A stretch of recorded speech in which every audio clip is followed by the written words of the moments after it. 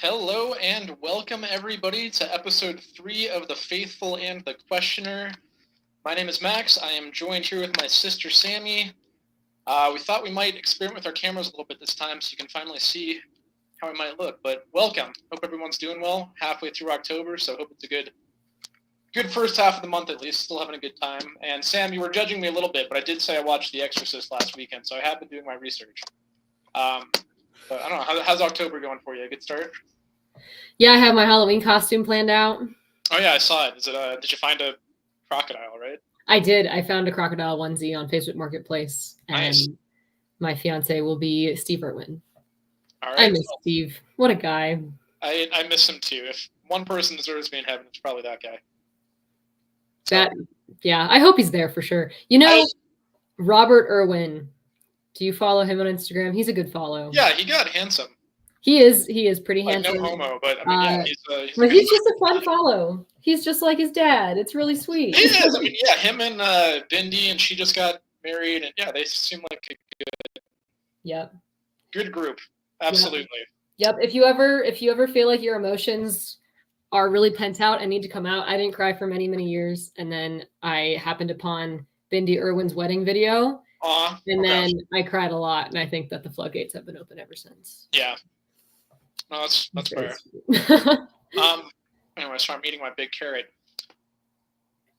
So, Sam, we are going to touch on today the how the Bible was written. This is something I obviously have a lot of reservations about, and I'm curious. I want to get your input.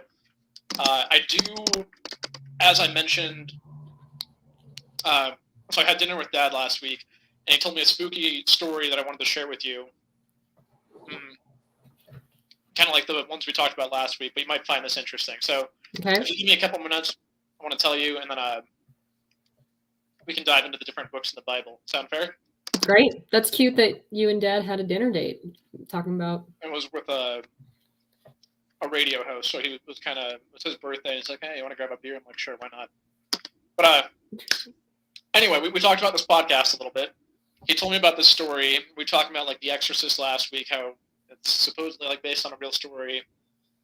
There's some scary shit like that going on, right? So this is from him.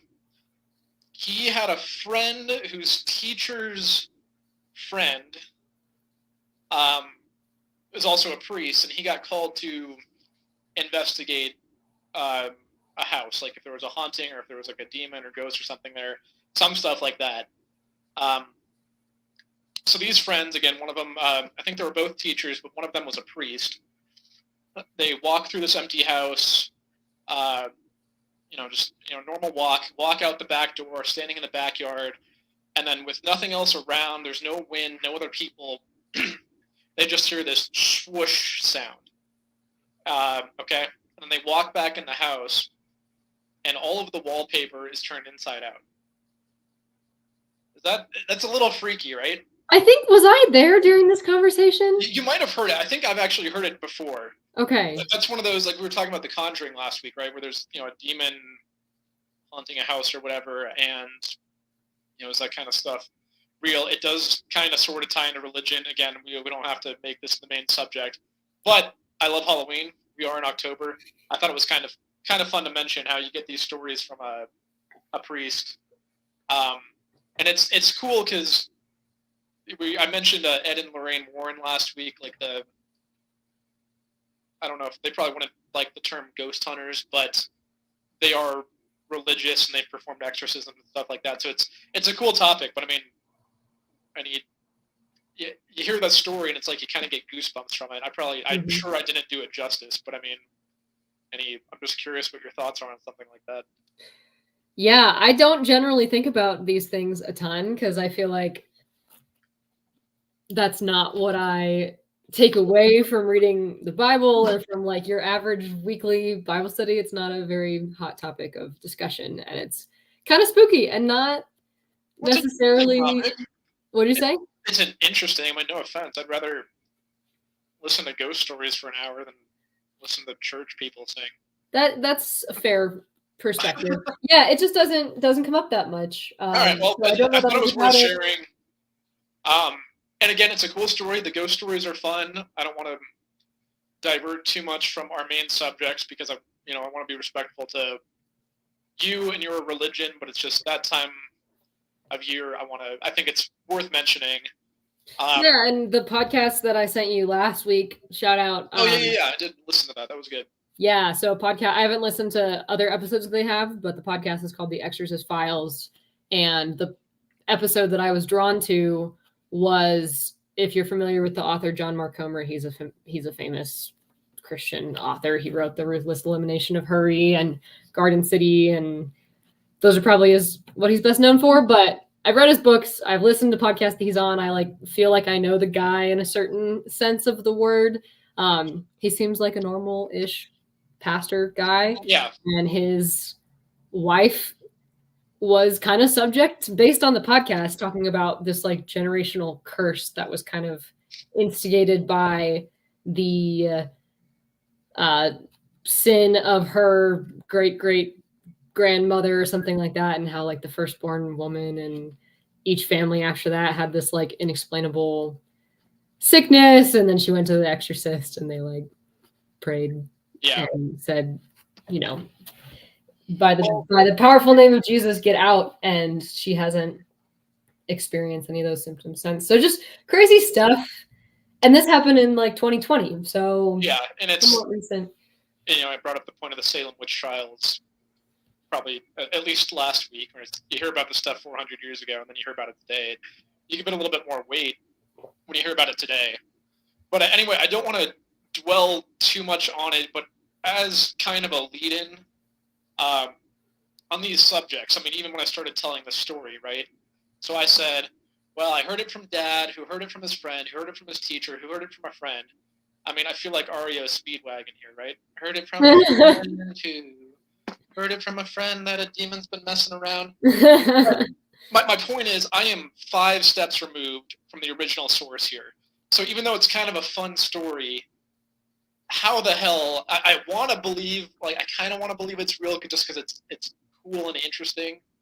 Not that I want demons to be haunting us, but the fact that it's cool to have something to believe in. But when I am 5 steps removed from the original source, I mean, I have no proof this actually happened. Even though it's a cool story, that's kind of how I feel with the Bible, and I know it's in writing, but Sam, the point that I'm trying to get at, and this is where I want you to take a lead here, is the Bible is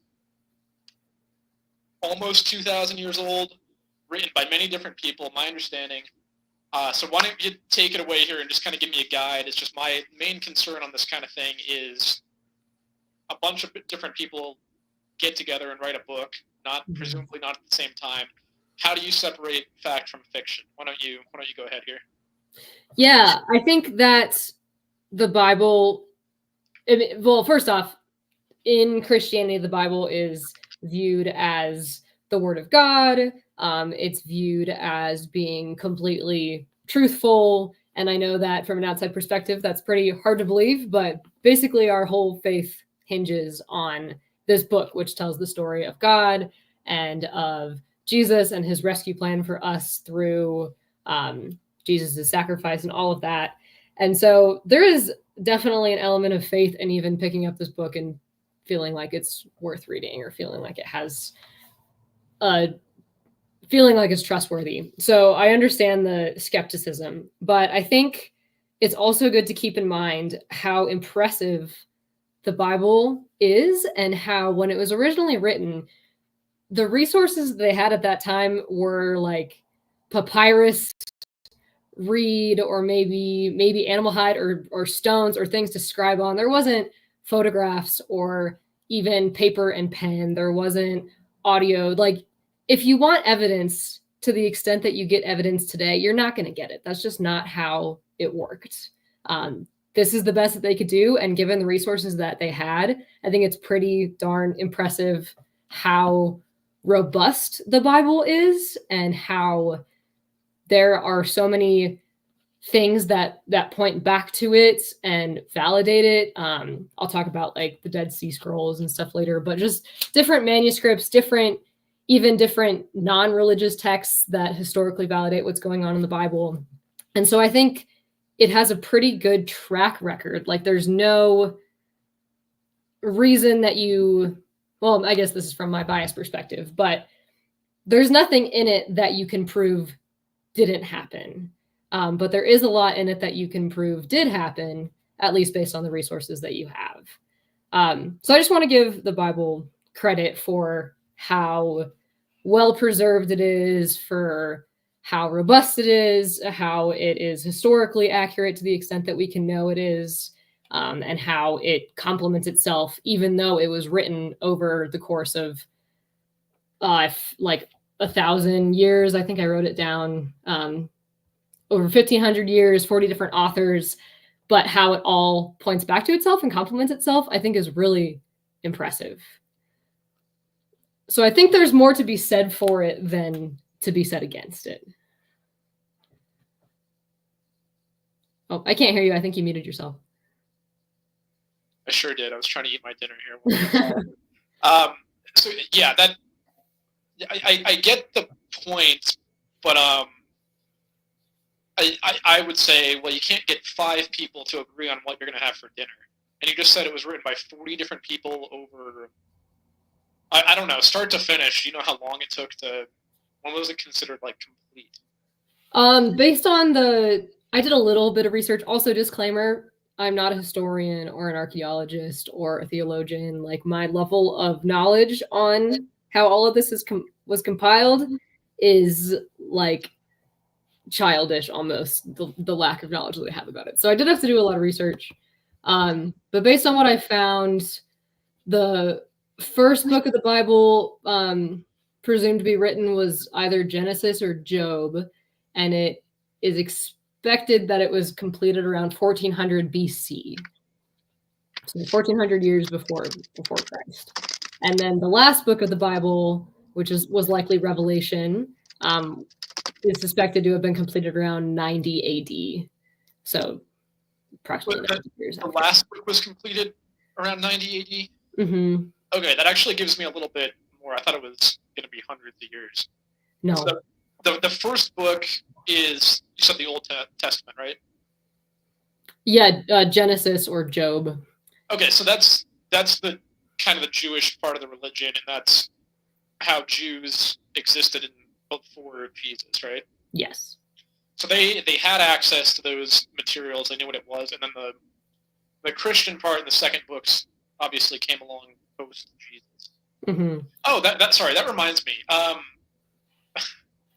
Well, again, I don't want to get off topic here, so if you want to talk about this later, we can. But I did ask you ahead of time. I felt dumb for not knowing this, and you kind of answered it while we were talking ahead of time. But when Jesus died the first time, he was crucified. That's even dumb people like me know that. I was curious how he died the second time, because you never hear about that. So, I mean, I had to ask you, and you said, well, he didn't die a second time. He ascended to heaven. And then You're like, what the heck does that mean? Yeah, so I don't know. Do you want to expand on that now? Again, I don't want to get too off topic, but it was one of the questions I did want to address. So, well, yeah, I mean, I feel like it's somewhat on topic, because if you're Jesus' disciple and you just got a lot of whiplash by your Savior dying and being raised from the dead, and then you see him ascend into heaven, that kind of kickstarts the book of Acts, which talks about the early church, which the interactions among the early church make up a majority of the New Testament, like through letters and stuff like that. So yeah, I can read the part of the Bible that talks about that real quick. Yeah, please. So this is in Acts 1, starting in verse 3. After his suffering, so after Jesus was crucified and rose again, he presented himself to them, his disciples, and gave many convincing proofs that he was alive. He appeared to them over a period of 40 days and spoke about the kingdom of God. On one occasion, while he was eating with them, he gave them this command: "Do not leave Jerusalem, but wait for the gift my Father promised, which you have heard me speak about. For John baptized with water, but in a few days you'll be baptized with the Holy Spirit." That's another thing that's talking about the Holy Spirit and how that was given to all believers after Jesus ascended, or a little while after that. Wait. So what's the timeline here? This is after his resurrection? Yes, this is like 40 days after he resurrected. So he came back to life and he hung out for 40 days and he was just chilling with his disciples. He's eating with them like a dead person can't eat, a ghost can't eat. So many convincing proofs that he was alive includes hanging out with them, eating with them. Well, okay, and this is where the science logic part of me. First of all, and again, I'm probably being repetitive here. I have no doubt Jesus existed. He was a real person, and there's a lot of documentation to support that. Yeah, I believe in that. But it's when you go into the stuff like his resurrection and it's proof that he's alive. Like, my concern is, how do we know with absolute certainty that he was ever dead? If that, you know what I mean, right? It's easy to come back from the dead if you were never dead. So okay. Yeah. I think I appreciate your concern of like that doesn't scientifically make sense. And yes, science does rule how the universe works. But I think if you have that perspective of like, oh, this miraculous thing needs to be scientifically proven, then that completely defeats the point of it being a miracle. And God created science. He created the world to work the way that it does. And he also can do whatever the heck he wants. And so working outside of that science, I know it's kind of a cop-out answer, but I think, and I showed you this movie, and there's a lot of more research that you could do and that I could do that argues that Jesus did actually die, that there is proof or at least evidence beyond a reasonable doubt that he actually died. And that's just talking about like the process of crucifixion, who's responsible, how long he was hanging up there, how your body physically cannot handle that and survive. And it talks about like Jesus like sweating blood and stuff like that, which I don't know if that's a physical actual thing that happens, but I want to say that there's some science that talks about what is happening when your body does that. I'm not sure. That would be a fun homework assignment to look into that. So I do think there is evidence beyond a reasonable doubt that he actually died. And then evidence beyond a reasonable doubt that he was seen afterwards. And therefore the connection piece is the resurrection. Okay, so that's fine. And I'm not trying to be disrespectful about it. But I mean, how much detail does it go into? For instance, I'm just wondering because we've talked about a lot of things. I think in our first episode we talked about how Bible says God created the earth in 7 days. Some people take it literally when it's not necessarily meant to be taken literally. So is this something in the Bible where it says, yeah, like 100% this happened, or is it possible in any way that it is not as literal as some people might be led to believe? Does that make sense? Are you talking about the resurrection specifically, or the resurrection, or him coming back? I mean, the crucifixion, like again, I have no doubt that happened. Well, okay, I think the difference here is Genesis. You're right. We weren't there. Humans weren't made until the end of it. So who are we as humans to validate, like, oh, I was there, I saw it. Like, it's only God who conveys that to us, that's how it happened. And so the book of Genesis, it's obviously not 100% certain who wrote it, but kind of thought to come through Moses, who heard from God. Moses like interacted with and heard directly from God on Mount Sinai. Whereas Jesus's resurrection and his ascension were witnessed by not just one, but multiple people, crowds of people. And yeah, they didn't see him. They weren't like hanging out in his tomb, watching him physically rise, but they saw him when he was dead. They saw him afterwards. And then with the ascension, I didn't get to finish reading that passage, but in Acts 1, verse 9, it says, after he said this, after he was talking to his disciples, he was taken up before their very eyes, and a cloud hid him from their sight. They were looking intently up into the sky as he was going, when suddenly 2 men dressed in white stood beside them. Men of Galilee, they said, why do you stand here looking into the sky? The same Jesus who has been taken from you into heaven will come back in the same way you have seen him go into heaven. So that's referencing Jesus's return one day, which is a whole other episode topic that we could talk about. Okay. But it is kind of this illustration, whether literal or metaphorical, of like, this is how you see him go out and this is how you'll see him go back in. And then similar imagery is used in Revelation, just in reverse, which is kind of cool. Well, yeah, so I was about to ask about that. Is that sounds like Revelation when there's the rapture or whatever, and people, I mean, how they visualize it in the movies, where you get like a little. Yeah, there's a lot of weird stuff that happens in Revelation that also can't be explained. Yeah, and I do want to do an episode on Revelation for sure. But then, and that's a cool passage. I'd love it if you send it to me or like reference it. I can look it up in my own Bible. Oh yeah, you have one, don't you? When did you get that? What am I, like an atheist or something? But then the thing is, after having read that, you have assholes like me who say, okay, I mean, why did he get sucked up into heaven? Why did Mary have to give birth to him instead of like God just delivering him directly to Earth?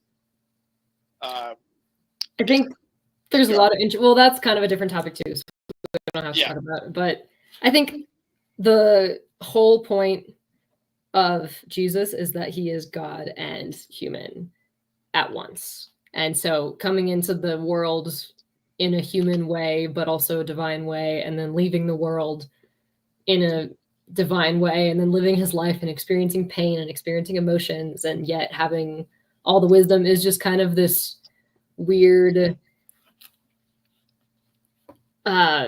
tension that's hard to explain. But if he just poofed into existence and then poofed out of existence, it wouldn't have the same impact that it does with the fact that he is human and relates to us and like stoops down to our level. Okay, yeah, I mean, I actually really appreciate that answer. I think that's not to be. I think that was a lot better explained than I was expecting. If I'm being fair, because you're trying to make the point that Jesus is maybe like the human version of God, so that's why he came into existence that way. And I don't want to switch back to this topic because I know we've talked about it in the past, but maybe to help me explain it better,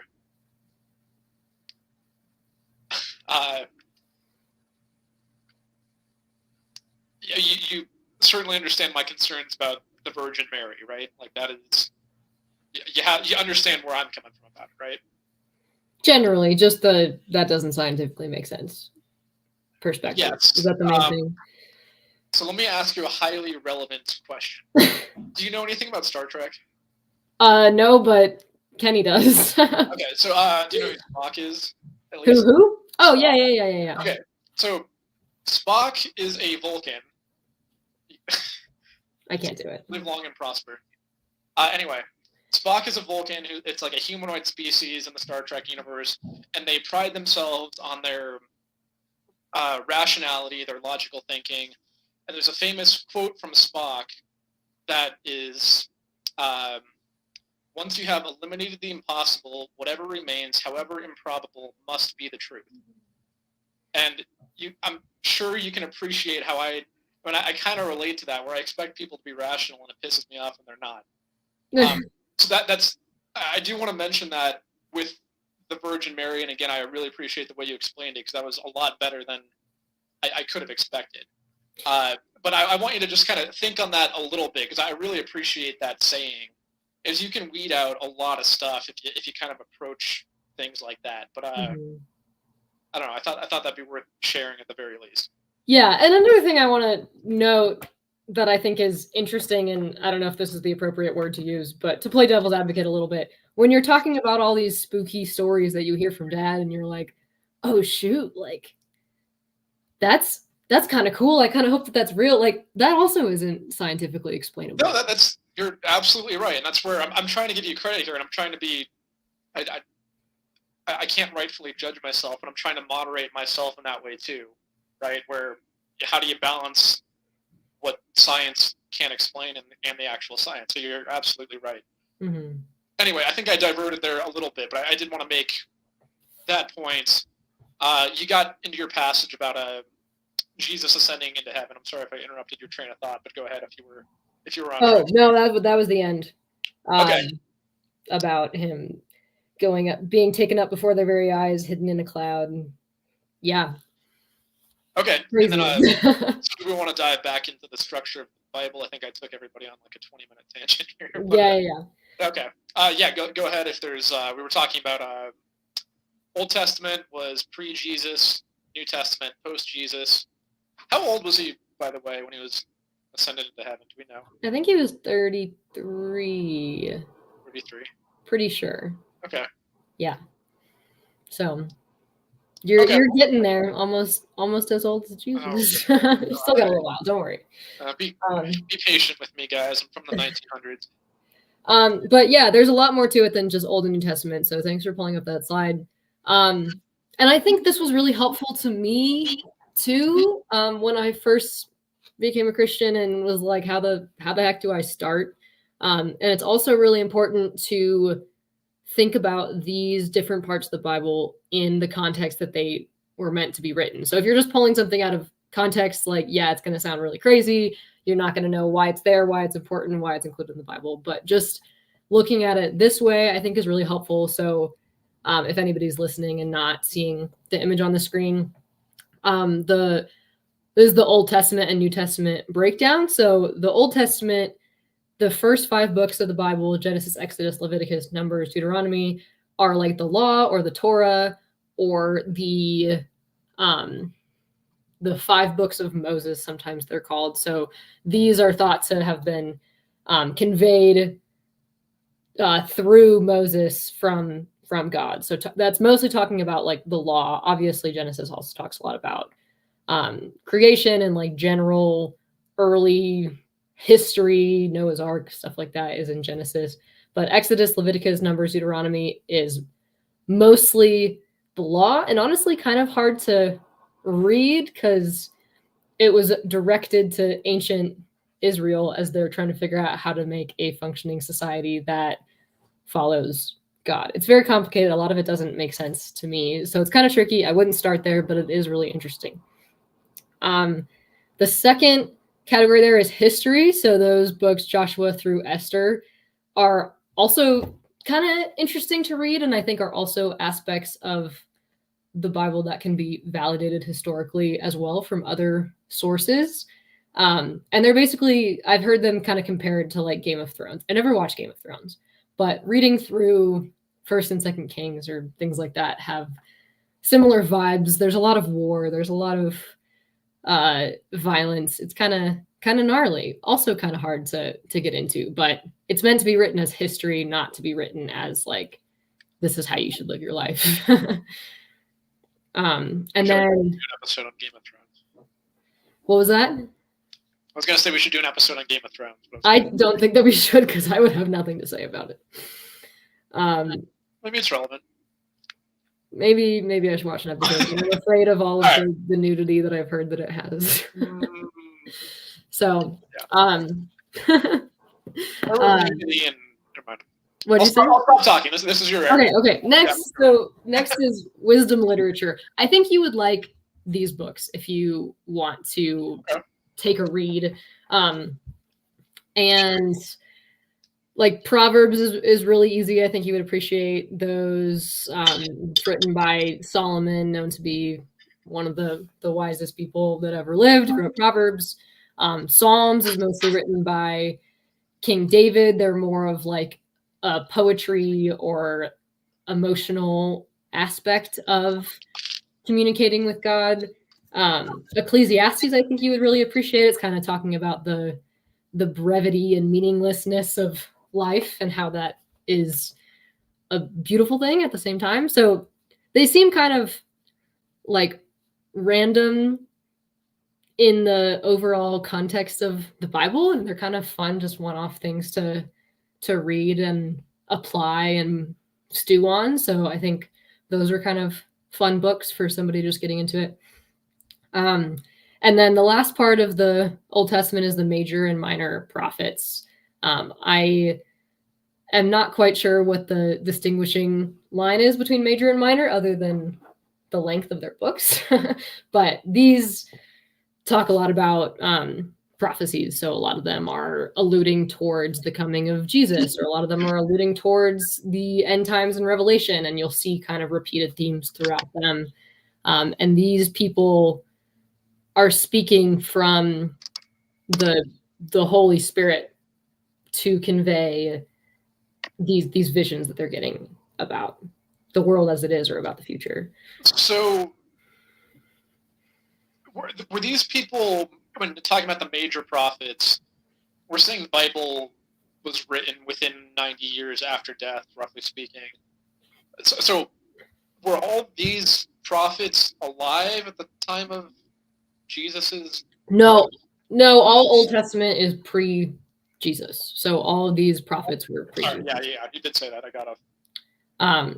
But there are some prophetic things in the New Testament as well. So it didn't necessarily stop in the Old Testament. But yeah, a lot of these prophets speak of the coming of Messiah, and Jesus fulfills a lot of these prophecies, and a lot of them have yet to be fulfilled, and a lot of them are about different battles or different historical things that have come to pass. I can't necessarily name specifics. I'd be interested to get more into that. But also, as a disclaimer, I have only read start to finish through the Bible once, and I'm not a very good retainer of things that I read, so it's really hard to know that much about these things on one single pass. So I'll definitely need to come back, and there's always more to learn there. So these are all the names you would find in Jewish religion, though, right? Yeah, I guess. Yeah, these are, and if you open your Bible, it'll track right down this list. Yeah, well, kind of because we're talking about pretty much pre-Christianity, it was Judaism, right? So is it fair to say that their God is the same God as the Christian one? Yes. Okay, it's just they didn't know precisely that there was going to be a Jesus. Well, they know that there's going to be, they just don't believe that the Jesus that Christians believe in was the Messiah. And so they're still kind of relying on the Old Testament law as the means for their religion and rightness with God. And a lot of, I'm not Jewish. There's probably a lot that I don't know. I don't want to misspeak. Okay. But, yeah. I might have some follow-up questions on that, but go ahead. Okay, we'll see if I even can begin to answer them. But then New Testament, arguably a lot more fun to read. So if you haven't read the Bible, for sure would recommend starting in the New Testament, which I think helps to shed light and bring a bit more understanding to the things in the Old Testament, because you're kind of reading the end of the book before the beginning, and the beginning is really confusing. So the New Testament starts out with Gospels: Matthew, Mark, Luke, and John.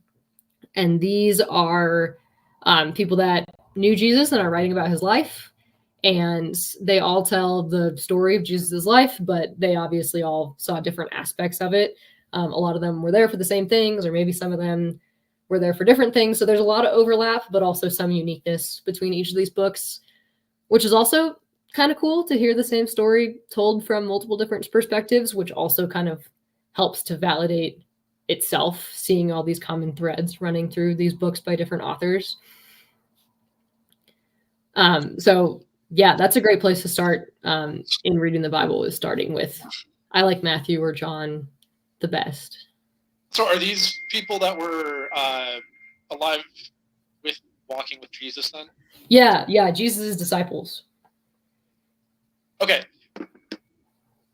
Oh shoot, sorry. I had a question here and I lost it, but give me a second, I'll come back. So keep going, and I'll very rudely interrupt here in a minute.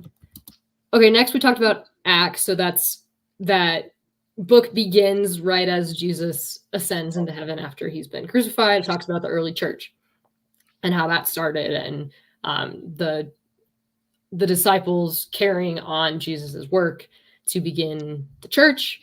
A lot more talk about the Holy Spirit, all that stuff.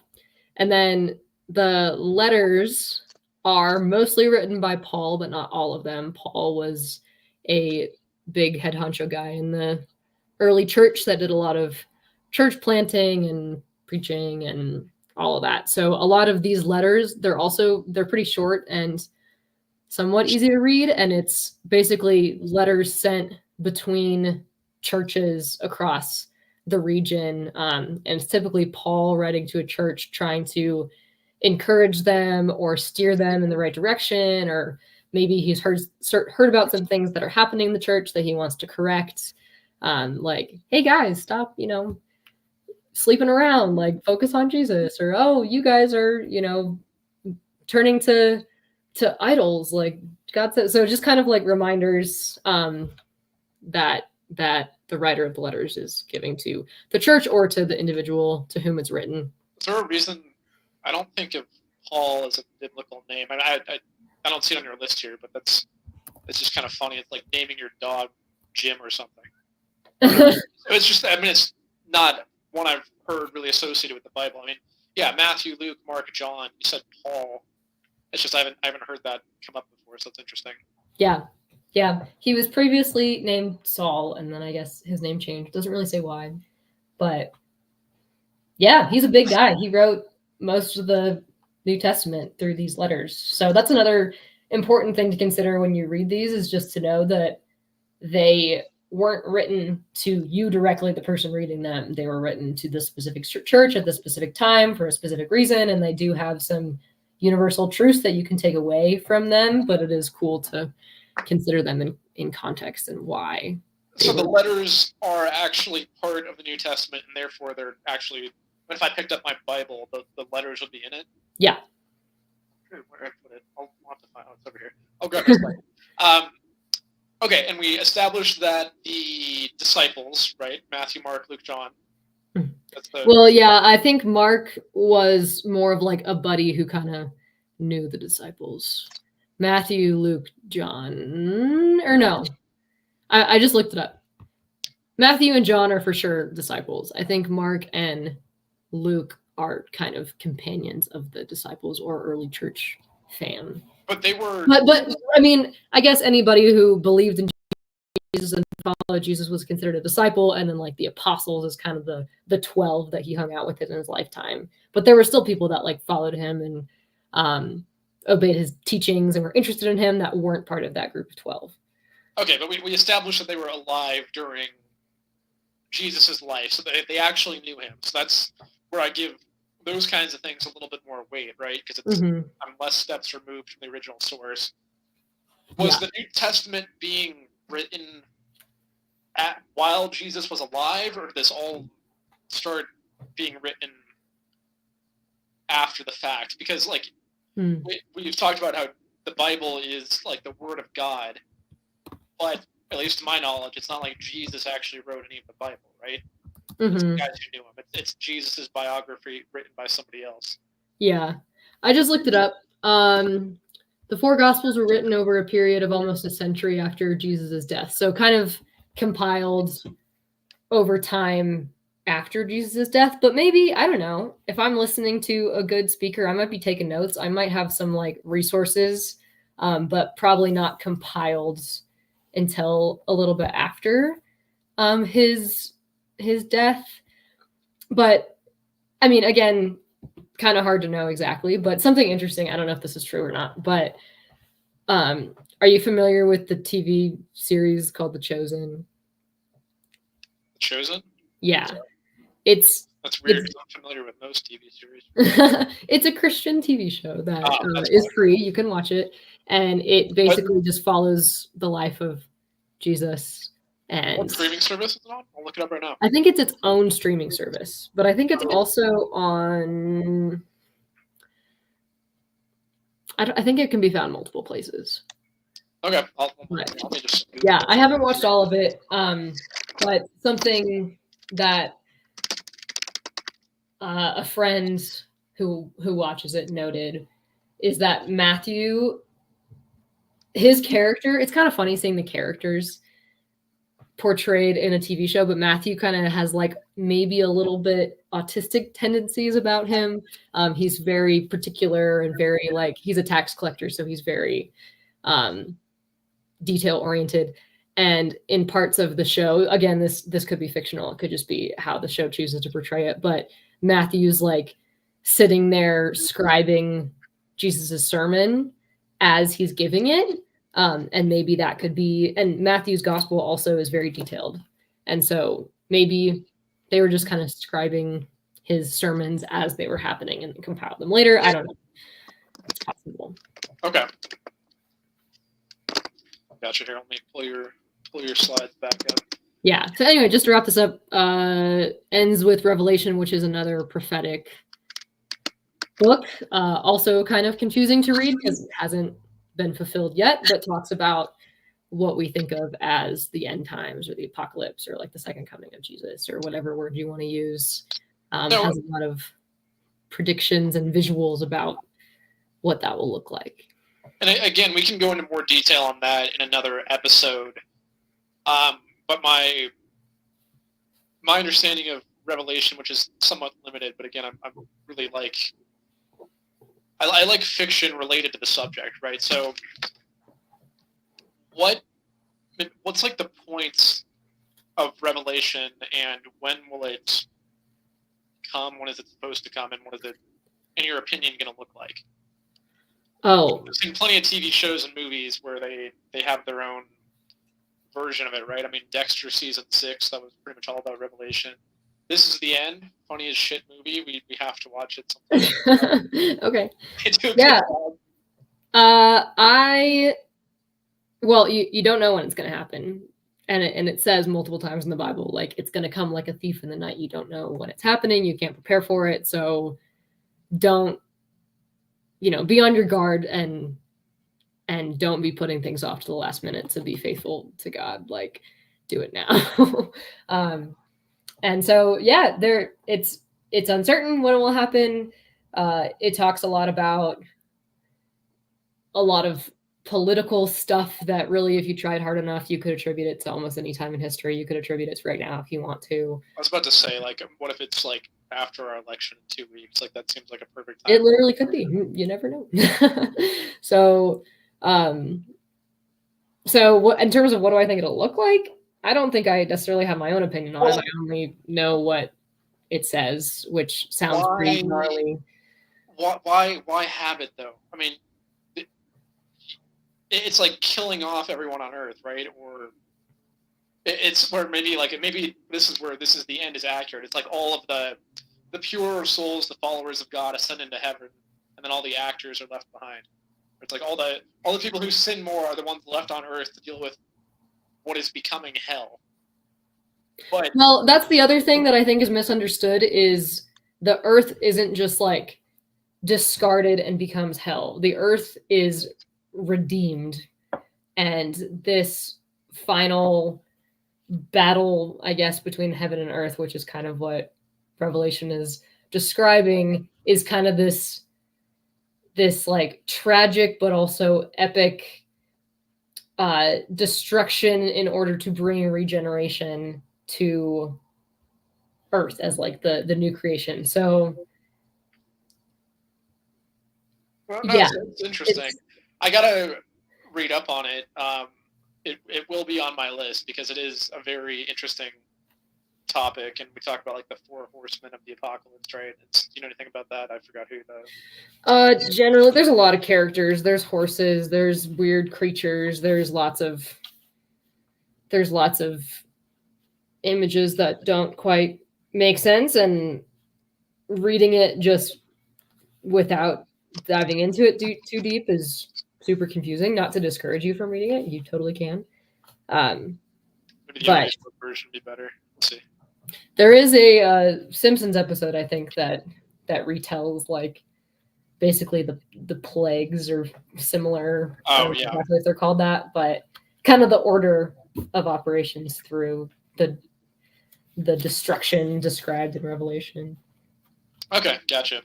Well, we don't have to go too much into that. I mean, you and I both need to be given a chance to read up on it. But here, I'll let you kind of take the lead back here if you want to just keep going. Yeah, I just wanted to share this. My pastor at my church talks a lot about this, that I think helps to explain the Bible in more of a cohesive palatable way. So instead of looking at it like we did in the last slide with all these different breakdowns, to kind of view it all as complementing each other and telling one cohesive story, despite all the different genres, despite all the different authors, despite the different historical context and the timeline and all of that.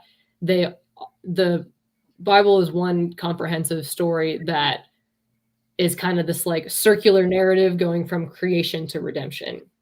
So Act 1 is creation. We read about that in Genesis. Everything is perfect.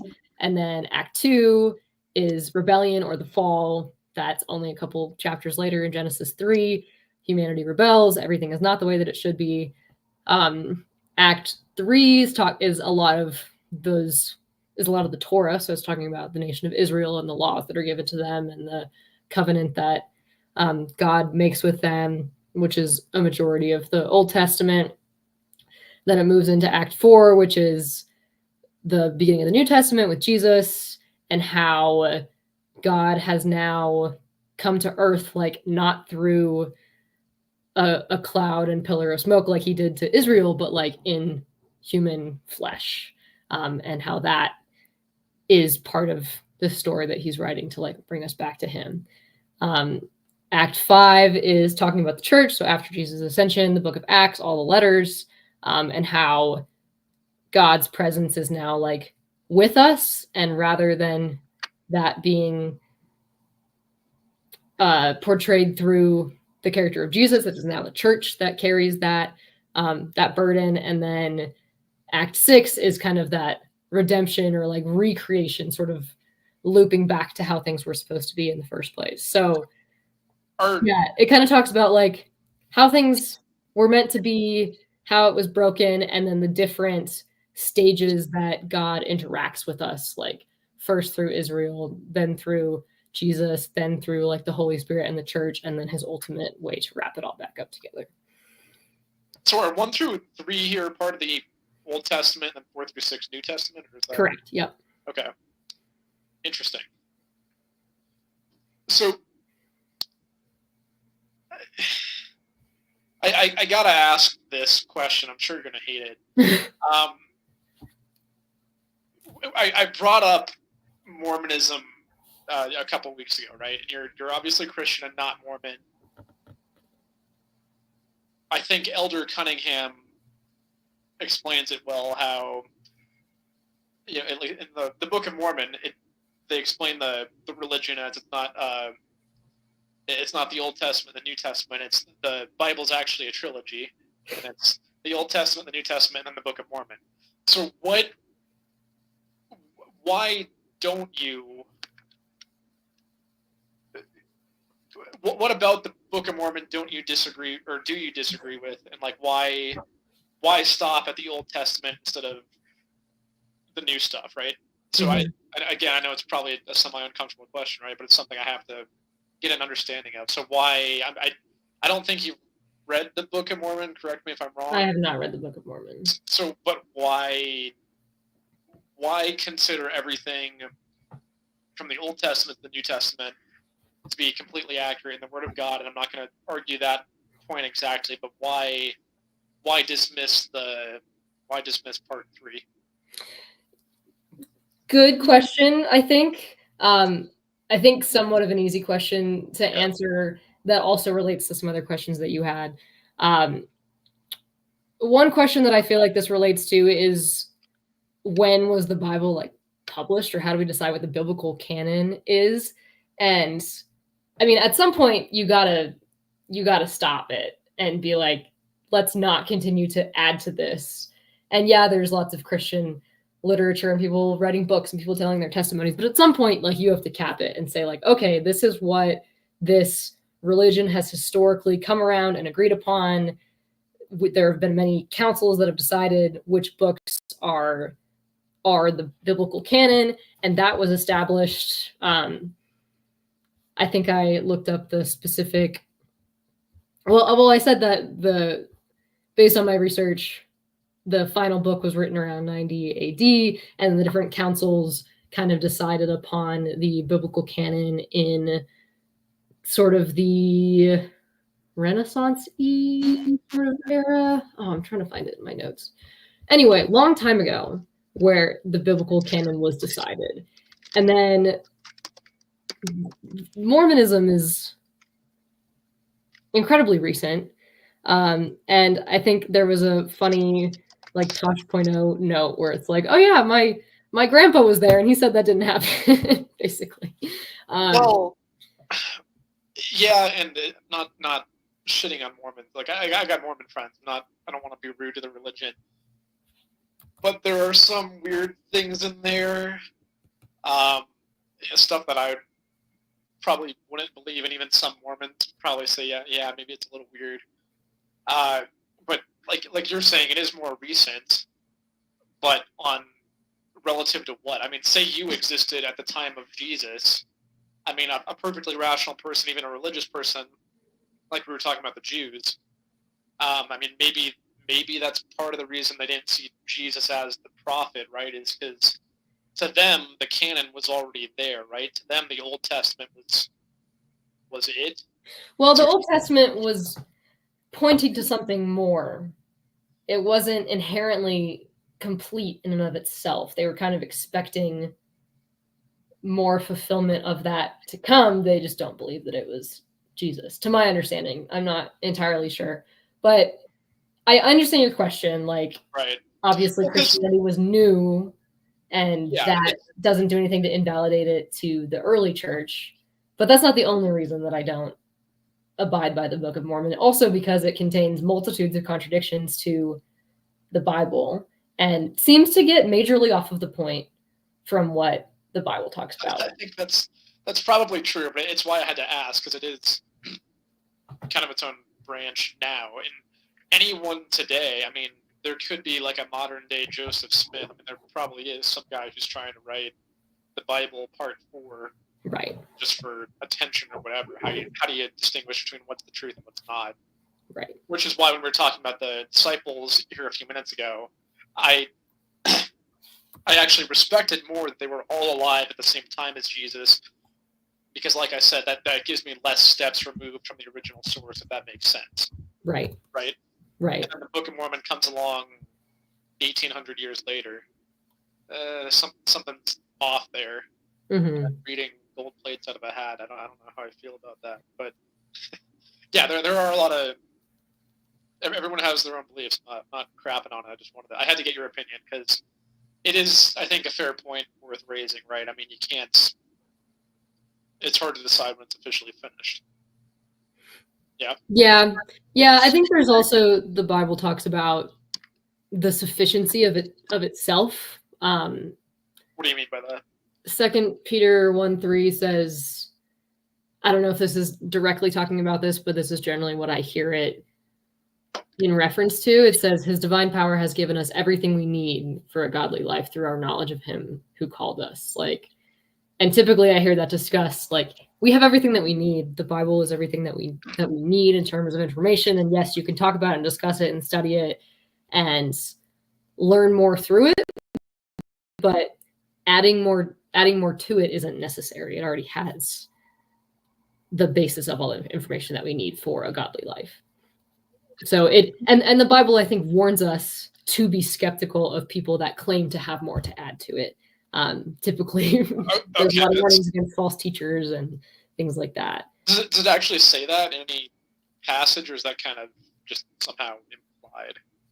I'm mostly thinking about, in Paul's letters, he talks about being wary of false teachers who claim to follow God but are saying something different, which in my head sounds a little bit like the Book of Mormon. Mormonism or other offshoot religions of Christianity. Yeah, and it's again, no disrespect to them. I think, and obviously, people are going to hate on my references. South Park, I feel like they did a good job, and they're right that these are the nicest people on the planet, right? Mormons are fun and excellent people. But yeah, I think you do make a good point that I mean, maybe that's certainly a part of the Bible that I would agree with, is be skeptical of some of the false prophets, maybe. Mm-hmm. But within the Bible itself, that's where I go in my head is, how do I know that the people who wrote the Bible or speaking to it aren't making anything up themselves. Mm-hmm. And that's why, again, I'm being repetitive for a reason, but to your credit, like all the disciples having existed at the same time, it's nice having the different stories that confirm one another. That's really cool. But that being said, when, like, say you and I are walking along, the sidewalk of a busy street, we witness a car crash, and there's like a hit and run. We're staying, waiting for the police so we can answer questions. We are very likely to have different recollections of something that happened 15 minutes ago. Mm-hmm. This is something we're talking about that's almost 2,000 years old now. Mm-hmm. So it's written by, there's 4 different main disciples, right? 40 different people total who wrote the Bible. That's where my hesitancy comes from, is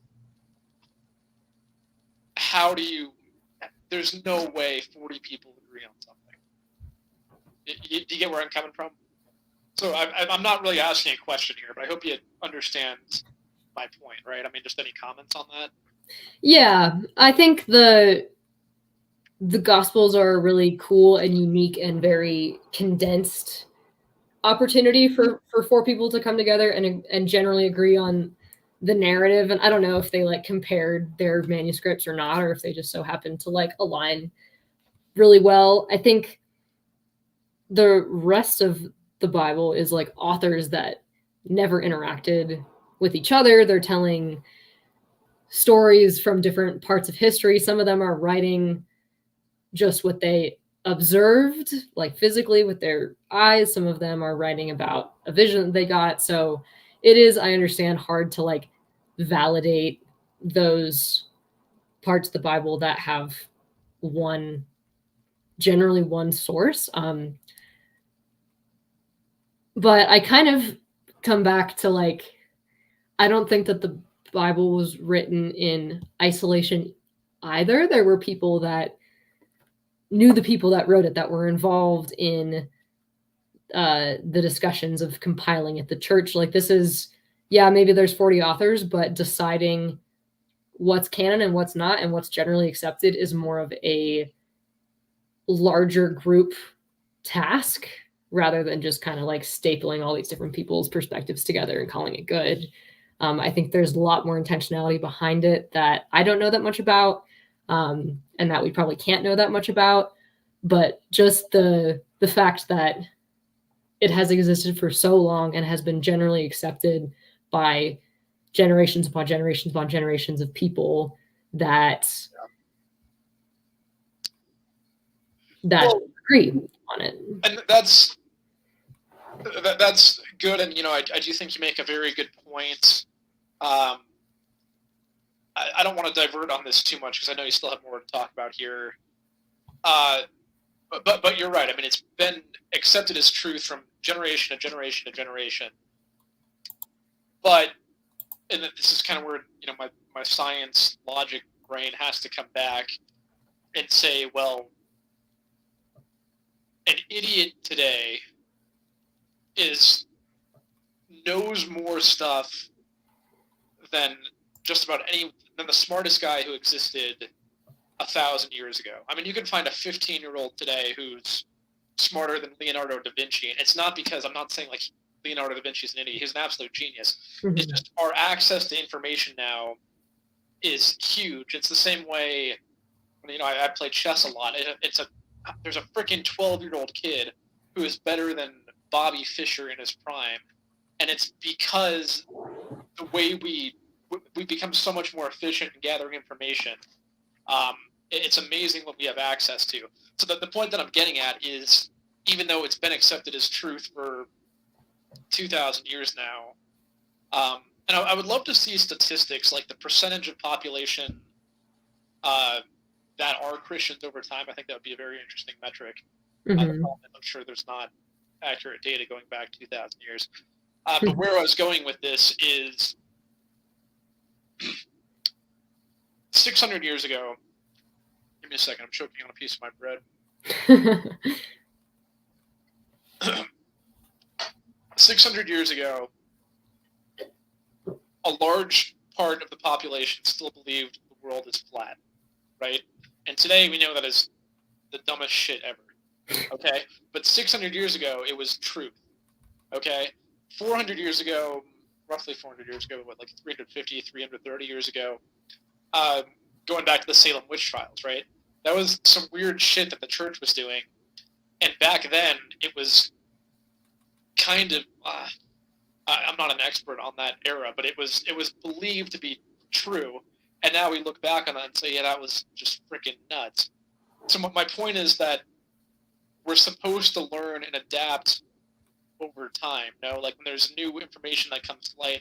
And again, I don't mean to keep being rude by like going back to, the point about the Virgin Mary, right? But like 2,000 years ago, people may have believed that it was possible. And now, unless it truly was a miracle, and I'm not going to be a dick about that, but we know unless it's a miracle like that, it does not happen, right? But so I hope you understand where I'm going is we're supposed to adapt and change our opinions as new information comes to light, right?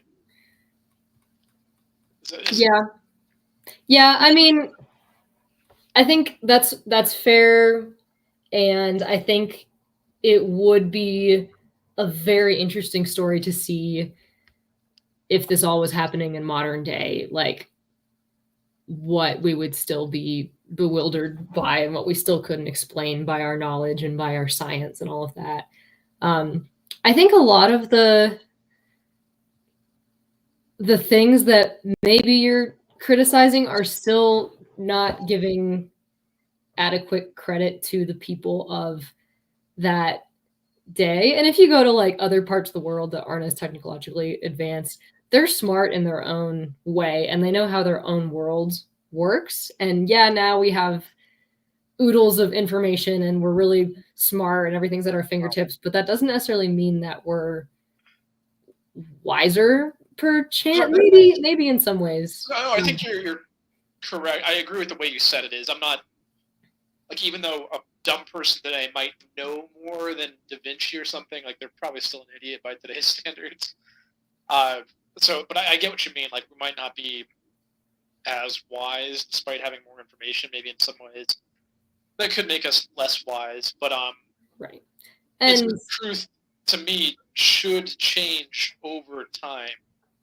Like, I was reading a book today, and I was talking about the early days of vaccines, where, like, 100, 200 years ago, it would have sounded ridiculous to inject yourself with a little bit of a disease or an infection so you can avoid it later. And nowadays, it's common practice. That makes sense. That's just what I mean, is these things are you're supposed to change over time, and as you learn what is impossible, not possible. Like, if David Copperfield went back to the 1600s and was in Salem, he probably would have been considered a witch. It's when you talk about Jesus doing his miracles, I would love to see, like, the modern day version of it, because if someone had a time machine and went back, I would love to know what actually, if the Bible does it justice, if that makes sense.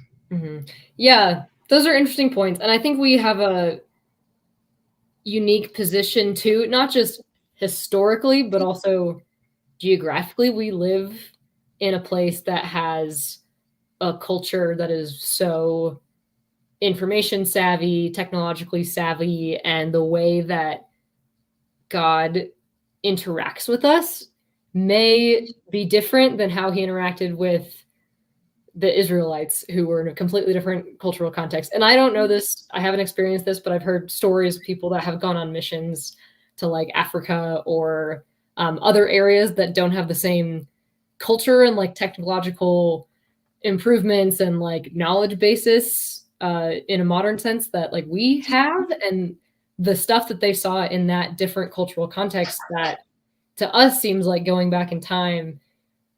They saw some crazy stuff, or like speaking in tongues or miracles or stuff that like we don't see here, maybe because if we did, we would just reject it because we'd be like, that doesn't make sense. But in different context, maybe they're still happening, we just don't see it.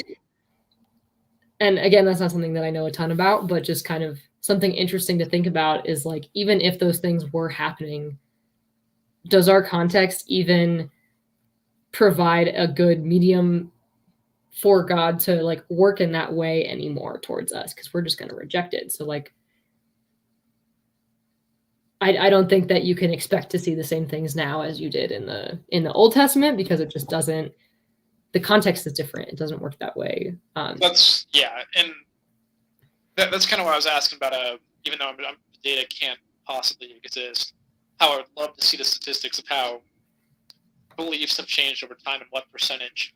Because today, I think a lot of people, including me, and it's from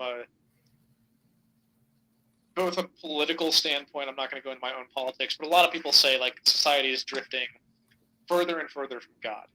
Like I hear that a lot. Like even people in my position, like I'll say that without even having the full religious beliefs behind me.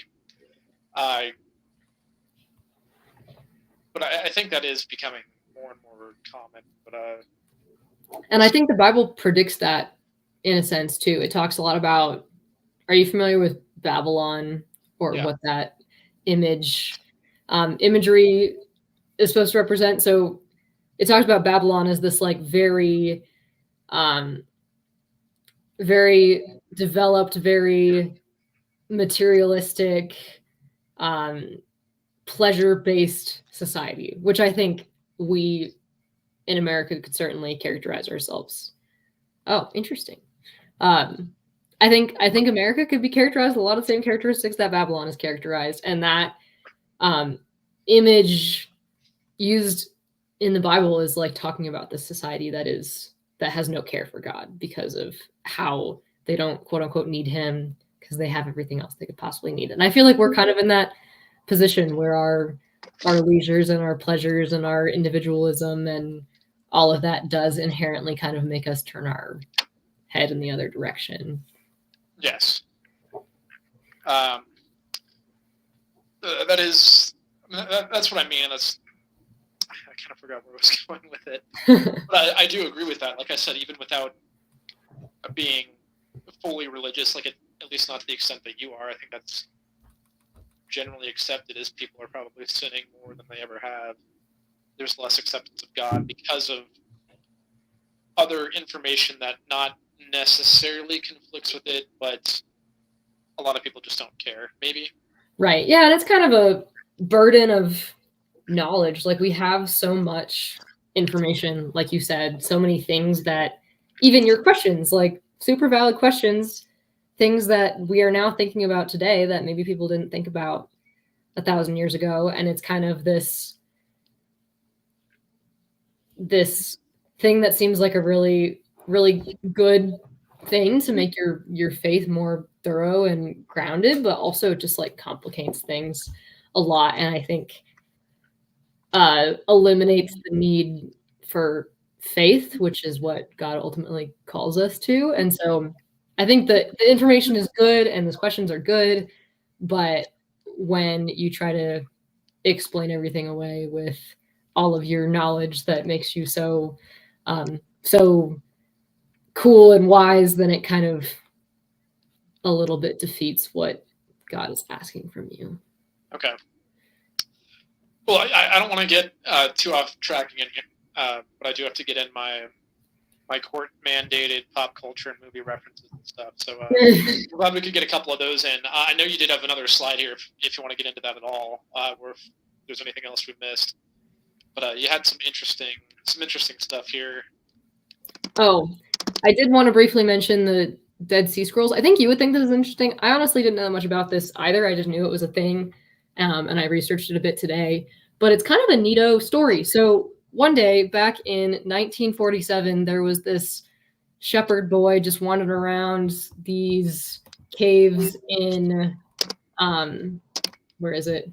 In Palestine on the west bank of the Dead Sea, called the Qumran National Park, I think is what it is in the modern day.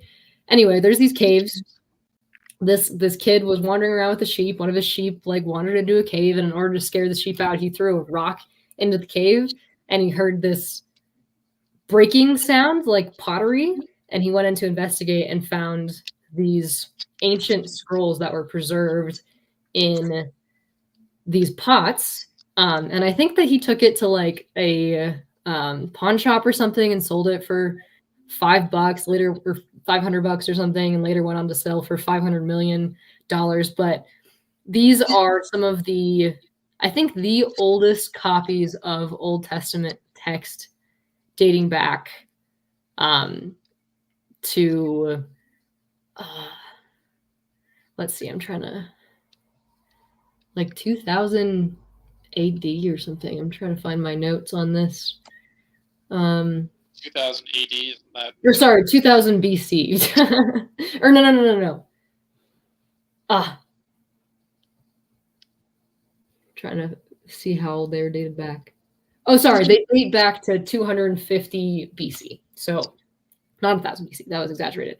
But nonetheless, way older than other historical manuscripts that we had of the Old Testament. And then so this boy, I believe, found this large one right here, which is called the Great Isaiah Scroll. Basically, it's the book of Isaiah, who is one of the major prophets that you saw in that previous slide, written on this ancient, is it papyrus? I don't know what the paper is. What language is this, by the way? This is, you know? Most of the Old Testament, I think, was either Hebrew or Greek. So was the Bible originally, because it was written by the disciples, I mean, the New Testament, right? So was that their... Yeah, originally written, depending on which book, was originally written in Greek, Hebrew, or Aramaic, depending on who wrote it and what book it is. Did the disciples... Because that was something I was going to make the point on. It's not a completely valid point, but you got a ton of back and forth translations. You can sometimes lose the original context.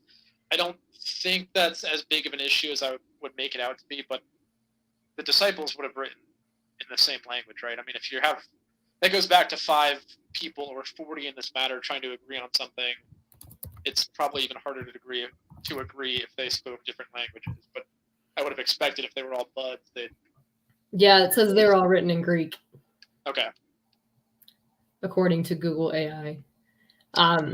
Google AI. But yeah, I think that's also an interesting point to make. Obviously, our very white-centric culture forgets that the Bible was not originally written in English. Yeah.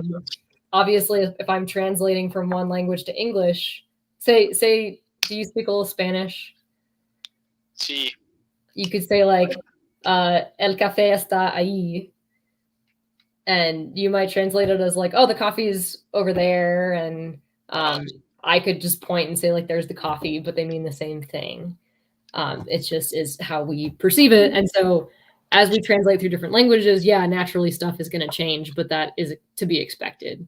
And there are so many different English translations of the Bible, but even between those, it's mostly like a style difference, not a content difference.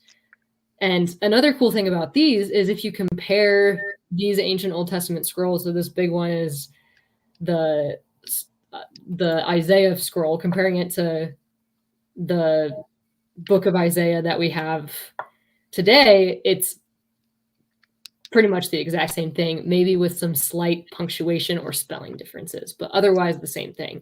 And so to be able to compare what we have now to this thing that has been dated back thousands of years and to see that they're the same is so cool and so validating to the fact I mean, still the questions of like, oh, you know, how do we trust who wrote this are still there, but it kind of invalidates the argument of like, oh, things have probably changed so much over time. Well, it's like being able to go back to the first person and telephone and like check with them. Yes, and I do genuinely appreciate the point. And then another example that Dad was given the other night is someone who used to work with him, who was very religious, and you know he talked about the Bible a lot. But this guy, not shitting on his religion, but outside of it, he was a chronic liar. Like he would quote the Bible with certainty, and then be like, "You." It's kind of like our friendly uncle who we were talking about before. Constantly exaggerates, whether or not he does it on purpose or not, or it's a matter of protecting his ego and he actually believes what he's saying. But that's kind of what I mean, is even if it was well-intentioned, there are people who think they're telling the truth when they're not. They could be accidentally exaggerating. I'm not calling them a liar, but it's easy to... No one has complete and total recall, right? Mm-hmm. So it's, but I do appreciate the point. And these artifacts are, I mean, these are cool as shit. This is like some Indiana Jones stuff. Yeah, I thought that you would think this is cool. No, and they found, like, in my notes, what did I write? There were over 25,000 individual fragments that they found in this area after that kid made that discovery. A lot of them are super small. Dumbass for telling him where to find it. Oh, really, oh God, I would, yeah. But it's cool stuff. That's like one of the most significant archaeological discoveries in... Well, it is cool, and it is reasons like this where, again, like I absolutely believe Jesus and everyone else, like all the disciples and everything. I believe that's legit. I believe the man existed, and it's this kind of stuff that shows that. I mean, the artifacts are cool, and obviously I like Indiana Jones. And out of curiosity, while we're kind of sort of on the subject, the Ark from Indiana, you've seen the Indiana Jones movies, right? It's been a while, but the Ark was a real artifact, and so was the Holy Grail, right? I don't know. I know the Ark of the Covenant was a thing, but I don't know if we have found it. George Lucas, Steven Spielberg found it. Or I don't know if the Holy Grail... No, we have not physically found the Ark of the Covenant. What about the Holy Grail? Probably not. I don't even know what the Holy Grail is. I don't know if that's in the Bible. It's in Indiana Jones, so it must be true. But no, the artifacts are very cool, and it's, again, for these reasons that I believe a big part of the story.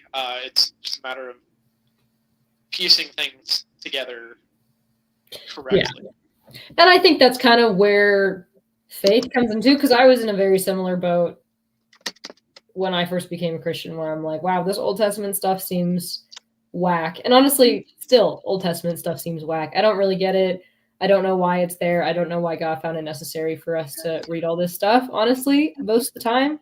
It is really interesting, and I think if I dove more into it, I would appreciate it more. But with the level of naivety that I have at the current moment, I'm like, this just seems to be adding a lot of confusion. It's kind of frustrating, honestly. So, but I started with the New Testament, reading the Gospels, and I have found so much validity around how they were compiled, and have no reason to doubt what's being said. And I believe in Jesus. I believe the accounts that he died and the accounts that he was seen afterwards. And like my whole faith and belief in everything else hinges on me truly believing, not just because I want to, but because I feel like it is reasonably supported that that happened. And because that is reasonably supported, the rest of the gospel is reasonably supported. Jesus's preaching fulfills and references back to much of the Old Testament. So obviously Jesus was on board with the Old Testament and what it says. And he came to kind of teach on it in a different light to bring a greater understanding to what it was saying. And so I think starting there and really diving into, not to totally invalidate the Old Testament, is still there and important, but as a place to start to minimize the feelings of overwhelmingness and confusion, I feel like the New Testament is a place that you can start and be like, okay, I can reasonably believe that I trust the people that are writing this, that Jesus is a legit guy. He probably has some things to say that I should pay attention to, and start there and then work your way backwards. Okay. So when the disciples were writing together, did they know what they were doing? I mean, at the time, was it actually intended to become like the Bible? Was it intended to complement the Old Testament, or was that kind of pieced together later on? I don't know. I imagine it was just sort of a natural inclination that you have at the time is like, wow, I need it. And even humans have been doing this for centuries upon centuries, like oral traditions or hieroglyphics or storytelling. Like we are just storytellers by nature. So obviously, if you see something like that, you're going to write it down. I don't know if they necessarily had the long-term intent of like, oh, this is going to be the Bible. And this is the order. I was going to ask, and it's another thing, I have no doubt about this part, where you're talking about all the other scriptures and books at the time that confirm the Bible, right? So that's cool. I'm just wondering, like, why the Bible became the Bible as opposed to all these other things that confirm it. Yeah, I don't know that much about this either. I was looking into this a bit, and it sounds like there have been various councils throughout church history that decided the biblical canon, and there's different there's differences between what some of these different councils decided. So for example, the Council of Laodicea in AD 363 said that the biblical canon was the Old Testament and then one additional book that's not in our current Bible, and then 26 books of the Old Testament, just not including Revelation. And then another council wasn't so sure about the book of Esther because the book of Esther doesn't ever explicitly mention God. And then another council was in arms about the book of James because the book of James talks about how without work, faith is dead. So that kind of talks about like how your works almost justify you. It could be skewed that way, but the rest of the Bible talks about how you're saved by grace. And ultimately it was included because it depends on how you interpret it, but sometimes things are left out. In these council meetings, they were considered for how much evidence there was that these things were true, if there was thematic inconsistencies between this book and other books that were considered canon. So there were some criteria that these councils looked at, and there are related books that are not included in scripture called the Apocrypha. Includes books like 1st and 2nd Maccabees, other wisdom books that just didn't end up being included because they didn't really fit with the narrative, or there wasn't enough evidence or things like that, various reasons that I'm not entirely sure. But yeah, there were meetings about these things. I just wasn't there. Well, see, that's another thing where I hold back a little bit is, were these meetings, that I'd love to read more about it, were these at the time of the disciples, or were these decades or even hundreds of years following? Because this is, again, it's like, I don't want to go on a political tangent, but it's like moderating, free speech to an extent where a certain group only wants you to hear part of the story.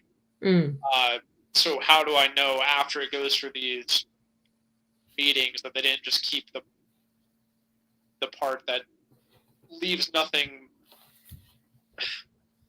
that they took out? They could have taken out all the stuff that conflicted with one another to just have a more coherent book. So I don't know what these councils looked like. I didn't even know this was a thing. I thought it was more straight from the horse's mouth kind of thing. So I do want to hear more about this. If you know anything, or we could go into it at a later point. Yeah, that's a good question. I would be curious to know more about them too. And to answer your initial question, I do think these were in the early church days. So after that original Jesus generation passed away, new people came in. So it was kind of the church carrying on this work and these writings. But keep in mind, a lot of the writings weren't finished until, I don't know, 100 years or so before that, which I guess is a long time. But yeah, I don't know. I wonder, I don't tend to think, but I can see where the concern comes up that the decisions to leave certain things out there could be fear that would be a manipulative thing. Like, I want them to know this. But you can still read those things, I think. I haven't read them. I'm sure if you Googled it, you could find them. Not to say that they knew that you could Google stuff back then. Well, it kind of goes back. It's like the censorship issue today. It was probably a lot easier if it was done, it was probably easier to censor things back then. It's not like people had access to the internet like we were talking about earlier. Right. That's the thing, is when you have all these books that are considered truth, that's one thing, but then it goes through this group of what sound like ancient moderators, and they only spit out what they want to spit out. So I would love to see like the OG version versus what's available now, and I don't know how it would differ. This is something I knew absolutely nothing about until you mentioned it, but it would be something I want to dive into a little bit further. Yeah, I think also I wonder the origin of these books that they left out, because again, it's God kind of warning about superfluous information or false teachers or things that are missing the point and stuff like that. And I do wonder if it was just kind of these one-off, like, oh, this guy wrote this thing, but it's just the one guy. Nobody else really stands by it. Maybe it's valuable, but probably not to be lumped in with the rest of the stuff that's considered the Word of God. So it is probably a very intentional process that they went about doing that. And obviously I have some bias, but I tend to look at it in good faith. But I can definitely understand why, if you don't have inherent trust for the early church, that you would be like, it goes back to that old saying, trust but verify, right? So I want to believe it, and I genuinely want to understand this thing more, which is why you and I started talking about this. But I have to ask those uncomfortable questions, right? So I can understand it better myself. And it's certainly been an ongoing learning experience. I hope, some of the questions I ask might be a little assholey, but they do help me understand better. I know there are a lot of people who are in my boat too, where I want to talk to a priest and ask them, a priest or a pastor, and ask them these tough questions, because nobody's gonna have all the answers, but we got to do our best to understand it, right? Yeah, they probably have way better answers than me. Is there anything else you want to touch on regarding the Bible, or should I jump into a couple of memes? I don't think so. I think takeaways are that there's a lot of evidence for it. It's very impressive. It's very thorough and robust, and was definitely written in a specific cultural time, but still has some universal truths that bleed through it that make it still applicable in a lot of ways, but not to just like slap it onto our current context and call it good, but to like consider it and study it and think about who it was written to and why, and not just taking things out of context, which a lot of people do, which I think is really dangerous. So I think not just the fact that the Bible is the Bible, but how you read it and how you interpret it is important, and I think gives it a lot more I don't know, it makes it a lot more interesting when you're not just thinking of it as something that you need to like slap onto your life, but as something to like engage with. So yeah. Okay, no, that's fair. I think you've done justice to most of my questions. I'm sure I'll have some more stuff I think of as we get into it. But in the spirit of keeping things kind of fun, I just wanted to. We were talking about the. So we were talking about drifting further and further from God. I was showing you this account a couple of weeks ago. I think this is a Christian guy that I follow on Twitter. He's just funnier than shit. He posts a lot of fun stuff like this that I thought you may or may not appreciate. Yeah, he's got some fun. And what do we got? Yeah. So there was something I wanted to ask you, and this came up. I think I thought of it when you and I were talking ahead of time, and we're talking about some of the artifacts, and how I didn't know that I didn't know that Jesus got ascended into heaven after his resurrection.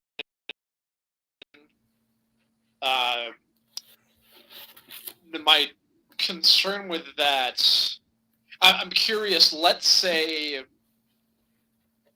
tomorrow that archaeologists found the skeleton body of Christ buried near where he existed 2,000 years ago, right?